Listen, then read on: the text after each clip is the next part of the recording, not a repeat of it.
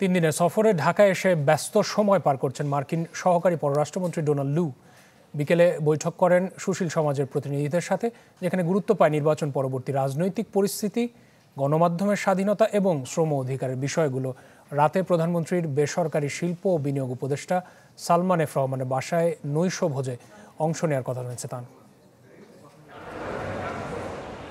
3 দিনের সফরে মঙ্গলবার সকালে ঢাকা পৌঁছান দক্ষিণ ও মধ্য এশিয়া বিষয়ক যুক্তরাষ্ট্রের অ্যাসিস্ট্যান্ট সেক্রেটারি ডোনাল্ড লু।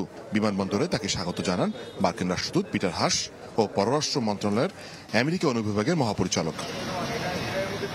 এরপর সরাসরি দূতাবাসে যান লু। সেখান থেকে দুপুরের পর গুলশান 2-এ পিটার হাসের বাসায় আসেন তিনি। এক বৈঠকে অংশ নেন সুশীল সমাজের প্রতিনিধি ও মানবাধিকার কর্মীদের সাথে।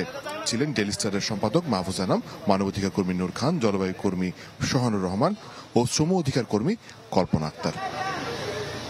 বৈঠকে অংশ নেওয়া প্রতিনিধি দলের 2 জন সদস্য জানান, আলোচনায় গুরুত্ব পেয়েছে নির্বাচন পরবর্তী রাজনীতি সহ শ্রম অধিকারের মতো বিষয়গুলো। জানান, বাংলাদেশের সুশীল সমাজের পক্ষ থেকে ফিলিস্তিনি গণহত্যার নিন্দা জানানো হয় বৈঠকে। খুবই জেনারেল আলোচনা হয়েছে বিভিন্ন বিষয়ে। তার মধ্যে শ্রম সংক্রান্ত বিষয় হচ্ছে লেবার রিফর্ম নিয়ে উনি জানতে চেয়েছে। এখানে প্যালেস্টাইনের মানবাধিকার নিয়েও আলোচনা হয়েছে, শ্রমিকদের অধিকার নিয়ে আলোচনা হয়েছে, আদিবাসী ইস্যু নিয়ে আলোচনা হয়েছে। কিন্তু যেহেতু আমি জলবায়ু নিয়ে কথা বলেছি, তাই এটা আমি এখানে বলতে চাচ্ছি।